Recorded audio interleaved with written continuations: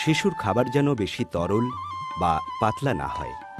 খাবার যত বেশি তরল বা পাতলা হবে, খাবারের পুষ্টিমান তত কম হবে।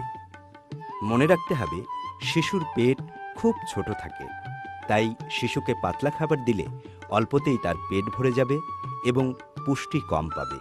আর পেট ভরা থাকলে শিশু খেতে চাইবে না।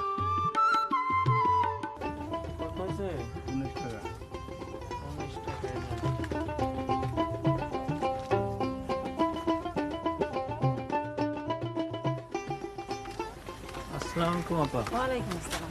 ভালো আছেন? হ্যাঁ, আপনি কেমন আছেন? এই ভালো আছি। এগুলো কি নিয়ে যাইতেছেন?